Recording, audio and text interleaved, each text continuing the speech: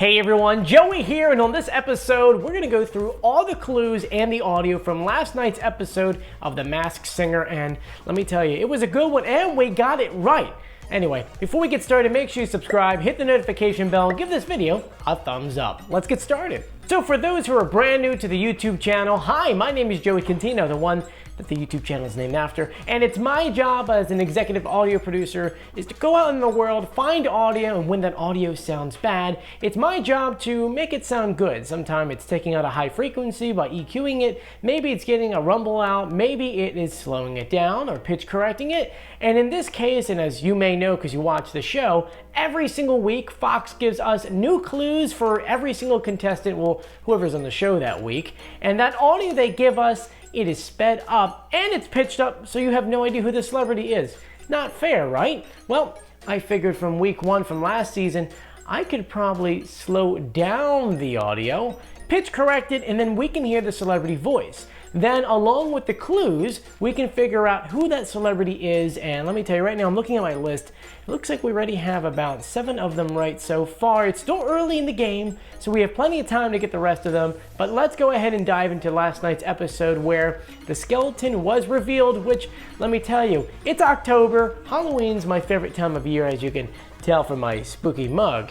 And so we knew this one. Oh, and big spoilers for those who haven't seen the episode yet. They revealed the skeleton last night, and it is Paul Shaffer. That's right, Paul Shaffer. He was the sidekick slash band leader from David Letterman. Now, besides being on David Letterman, he is a world-renowned musician. So it was kind of cool to see him perform on the show. And just to kind of give you an idea on how my system works, we're going to use Paul Shaffer and the Skeleton's audio as an example for you. So here's the audio they gave us as the clue video, and this is the original audio. It's not edited. This is what they gave us. Going up against the egg, I thought for sure I was going to get beaten. It would have been a shame to unmask after my first shot at being a headliner. So as you can hear, that audio is sped up and pitched up. You can't tell who it is. I ran it through my system. This was maybe a 4th down, and we just slowed it down just a hair, and this is the audio we got. Going up against the egg, I thought for sure I was gonna get beaten. It would have been a shame to unmask after my first shot at being a headliner. It sort of sounds like him. Right now, Fox has changed the way that they kind of do the audio. They've been adding all these other things to it, so every single week it's a little bit different. But just to kind of confirm the voice, here's an interview that he did not too long ago. But I am playing the piano for whomever will let me. So as you can tell, the system is fairly close. And of course, along with the clues, we can determine that that was Paul Shaffer. Now we're going to go through the other 4 contestants on the show last night. First, with the Flamingo. Now before we get into the audio, we're going to start off with the clues, and I typed them all up here from last night's clues to the ones in the past. We will go in a lot more depth down the line. I know pretty soon we'll do videos almost every other day, kind of going through the new clues and audio of every single celebrity. Which make sure you subscribe. You'll definitely know about it and you'll find out about it ahead of time. But anyway, so it started off with her speaking Spanish and having Spanish music in the beginning. So obviously she's Hispanic somehow. She said that she came from nothing and that someone who was a genius found her and made her into a star. And the last clue says that she has not sang in a while. So that's the clues that they gave us for this week. That along with a couple other clues such as ZooTube, taking back her destiny, and that she's pretty much been in a girl band before, kind of have us all pointing to one person. Now before we reveal who we think it is, let's go through the audio. Here's the audio that Fox gave us. Being here has been so dope. It reminds me of when I first started out and went from hood rat to Hollywood triple threat. Now here's the audio that I put together. Hi, my little flop stars. It's your chica Flam Flam.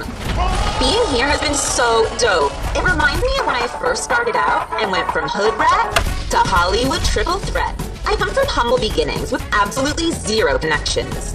Until one day, I was discovered by a powerful wizard who plucked me off my stoop and led me into a dream. After years of highs and lows, it's been a while since I felt that same passion. But being here, I feel like I can do anything. Any guesses on who you think it is? Now on the other episode, we found out some clues like she's on YouTube with ZooTube, that she wants to take back her destiny, which means that whenever she was a star, she was probably very young and didn't have any control over her life. And so with that and the pink theme and mascara, it pointed to one person, and I apologize if I say her name wrong, Adrienne Houghton. And the main reason why I think that she has a YouTube channel, she speaks Spanish, she's Hispanic. She is a professional singer, and she was a part of many singing groups, including the Cheetah Girls. Do you agree with me? Do you disagree with me? Please comment below. Next on our list is the Black Widow. Now, the Black Widow to me, I feel like is a cheetah girl. I really do. Well, here are the clues that we got this past week. They had to have a clean image, and that real person doesn't really fit in with that clean image. They had an amazing career with many shapes. They had a gold record, which was shown. Kind of cool. And then they talked about their butt being big. Here's the audio Fox gave us. Ever since I was an itsy bitsy spider, I've had to embody a squeaky clean image. But no matter what I've tried, I've just never felt like I fit the part. Now here's my audio. I slowed it down, pitch corrected it. Performing as the Black Widow for the first time, I felt so confident as this edgy, sultry arachnid. You gotta understand, ever since I was an itsy bitsy spider, I've had to embody a squeaky clean image. But no matter what I've tried, I've just never felt like I fit the part. So while I've had an amazing career that's taken on all different shapes, I've been waiting for a moment like this, where I don't have to pretend. Because all you know for sure about me is my voice and my badonkadonk. Now, any guesses on who you think that might be?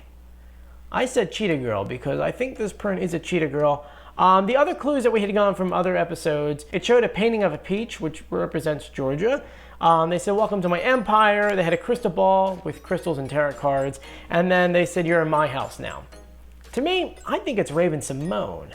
I mean, the clues kind of match up to it. She was a child star also, who didn't really have any control over her life or her image. So she went from the Cosby Show to That's So Raven on Disney. And so she had to look squeaky clean. So once again, that does kind of fit the part. And on top of that, she's from Georgia. So there's the peach. The gold record, I think she may have a gold record. I honestly really don't remember at this second. Crystal ball refers to her That's a Raven show because she was psychic. And then there was another thing saying that you're in my house. She has another show right now called Raven's House. So they kind of line up in my book. And if it is Raven, that's two Cheetah Girls in the show, right? Kind of cool. The next on my list is Thingamajig.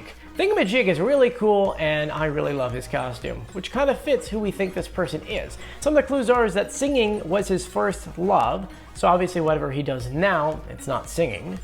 He says he doesn't run with the Bulls, which the Bulls is a basketball team, so whoever it is, they don't play for the Bulls. And then they like magic. So those are the clues that we had gotten before. Now here's the audio from this past week's show. Before my first performance, I was shaking like a feather. But once the song started, the nerves melted away. Now here's my pitched correct audio. Before my first performance, I was shaking like a feather. But once the song started, the nerves melted away. Singing has always actually been my first love. Growing up, my parents taught me to do well in school, don't worm around, and don't run with bulls. I was also taught that the Thingamajig's real magic comes from within. I've always worn my heart on my sleeve. I guess I'm just a big softie. Any guesses? Now, some of the clues that we got last time was that there was a cupcake with the number 4. So obviously, this player likes the number 4 or wears number 4. They said something about shooting for their dreams, so they play basketball. So someone who is very tall, who plays basketball with the number 4, who is not on the Bulls, and who sings. So with that being said, my guess is, and I apologize, I'm really not good with last names, Victor Oladipo. Did I say that really badly? Because I probably did. Victor Oladipo. Sorry, Victor, I'm screwing up your name. Now, for those who don't know, Victor can actually sing, what was it, the ESPN Awards? He just sang a couple years ago. I want to play a clip for you here. It took 4 years, 3 months, 2 weeks, and a Sunday for you to love me Monday. Does that sound a little familiar?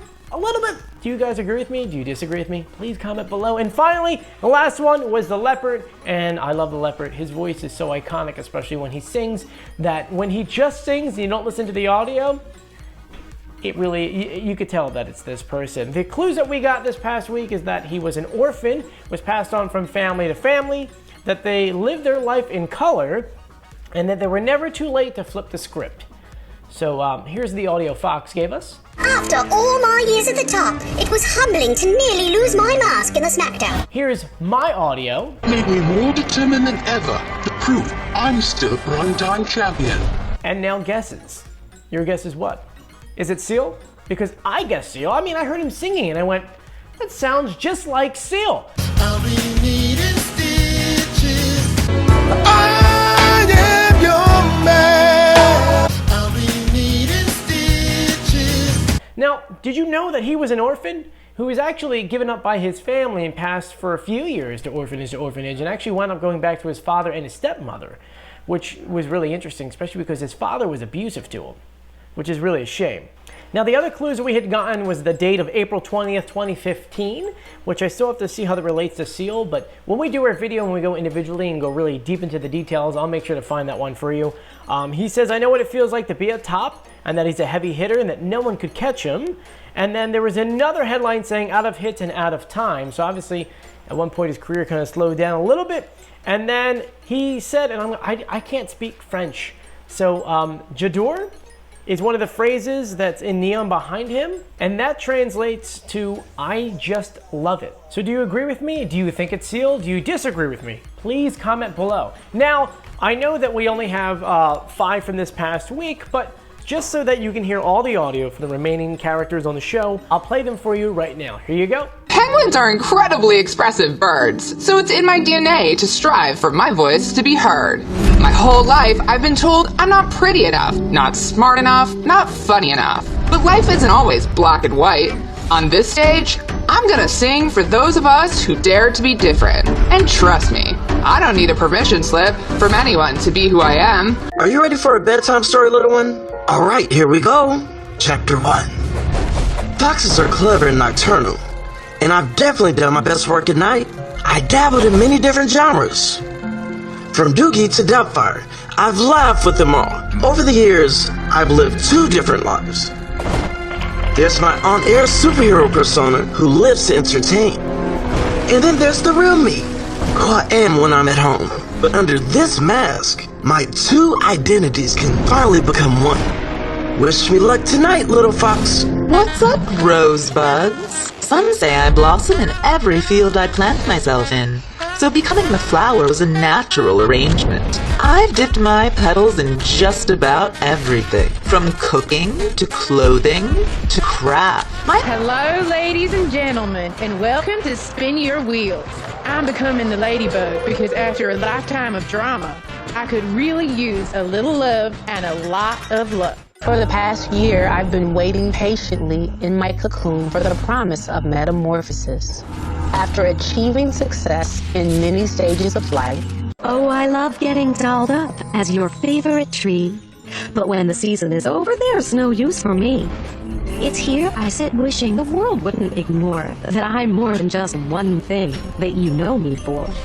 Every top dog knows you gotta look your best in order to perform your best.